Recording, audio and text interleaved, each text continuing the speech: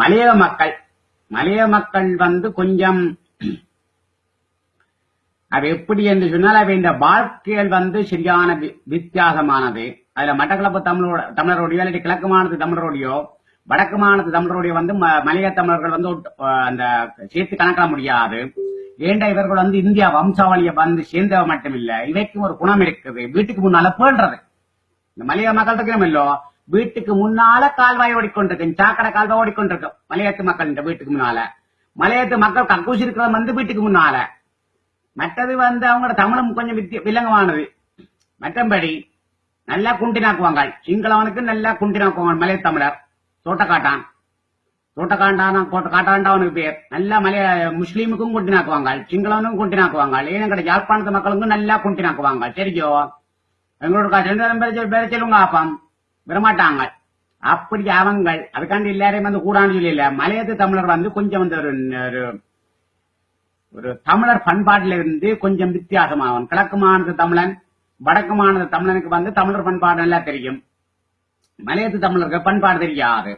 தெரியும். ஒரு பொம்பளை புள்ளி எடுத்துக்கொள்வான் மலையத்துல 16 வயது விரும்பொழுது எவனுடைய அது படத்திலும் இல்லைன்னா கொழும்புக்கு போகும், சொல்லும் ஏதோ ஒரு தொழில் செய்கிறேன்னு சொல்லும் தாக்கி அல்ல தகப்பனுக்கு. ஆனாங்க கொழும்புல போய் செய்கிறது வேறு ஒன்றும் இல்ல, விபச்சாரம். மலைய தமிழர் செய்கிறது வந்து பெண்கள் வந்து இந்த மலையத்தில இருந்து எல்லாம் அடி வாங்கி ஒடி வாங்கி போயிட்டு அங்க கொழும்புல செய்து கொண்டிருக்க விபச்சாரம். அது நிறைய இடங்கள்ல போய் பார்க்கலாம். இதெல்லாம் எப்படி தெரியுமா என்ன கேட்கக்கூடாது. நான் ஆராய்ச்சியாளன், அறிவியலாளர் நான் எப்படி இருக்கும் அதுக்கேற்ற மாதிரி ஆராய்ச்சி இருக்கும் எனக்கு. அப்படி மலையத்து தமிழக கதையை நான் பெருசா கூடாமலும் சொல்ல விரும்பல, நல்லாயும் சொல்ல விரும்பல. அம்மையில கஷ்டப்பட்ட குடும்பங்கள், சரியான கஷ்டம்.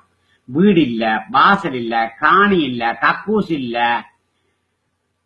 என்னன்னு சொல்றது, மழை பெய்தென்றால் மழை வீட்டுக்குள்ளால விழுந்தோன்று இருக்கும். அந்த மழை தண்ணியில சொட்ட நினைஞ்சு தூக்கம் கொள்ற ஆக்களவ. ஆனால் மலையத்துல வந்து நல்ல ஆக்களும் இருக்கிறாங்க, கூடாத ஆக்களும் இருக்கிறாங்க. ஆனா சில திமிர்காரர் இருக்கணும். அந்த முஸ்லீம்கள் மாதிரி மலையத்துக்காருக்கும் முஸ்லீம்களுக்கும் இல்ல அந்த குணம் வந்து கனதூரம் இல்ல. முஸ்லீம்களுக்கு என்ன குணம் இருக்குதோ அது மலையத்து தமிழருக்கும் இருக்குது. அது வேண்டாம். சரியோ, இந்த கதையார சொல்லி கேட்ட மலையத்து தமிழ் வந்து பெரிய கொம்பும் இல்ல, பெரிய புடுங்கியும் இல்ல. ஆனா சிக்கல் வந்து உங்களை விட தமிழ்நாட்டு மலையத்து தமிழன் வந்து கொஞ்சம் அதிகாரத்துக்கு மேல இருந்தால் உங்களை போட்டு மிரிப்பான். அதான் அவனோட குணம். சரியோ, ஆனா எங்கட வீட்டுல எல்லாம் நடக்காது.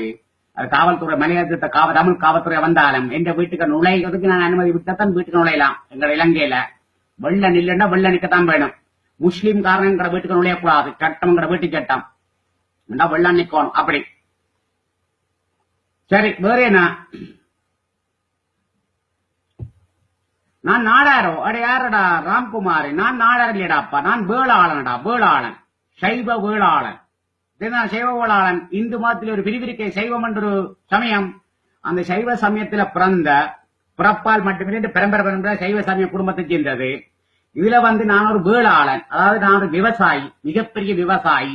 நான் ஒரு விவசாயி, தோட்டம் செய்து மாடு மேய்ச்சு சாணகம் அள்ளினா விவசாயம் செய்து ஒரு பெரும் விவசாயி தான் நாங்கள். சரியோ, நாங்கள் நாடார் இல்ல. ஆனா அதுக்காண்டி எனக்கு பனைமரம் தென்னைமரம் வேற தெரியுமோன்னு சொல்லி கேள்வி விட்டுறாத. ஒரு நாடார விட என்ன கொண்டே பனைமரத்தின் அடியில கொண்டே விட்டுட்டு பாரு. ஒரு பனைமரத்தில் ஏற சொல்லி ஒரு நாடார் பனைமரத்தில் ஏறுற வேகத்தை விட நான் சும்மா கங்கடம் கட்டி ஏறுவேன். இந்த குரங்கு இருக்கல, குரங்கு காட்டாங்குரங்கு, அது பனைமரத்தில் எப்படி ஏற மாட்டேன் தெரியும் தானே, அது மாதிரி நான் ஏறுவேன். ஆனா ஒரு நாடார கூட இந்த மாதிரி ஏற முடியாது. இப்பவும் கூட வெளிநாட்டுக்கு வந்தாலும் எனக்கு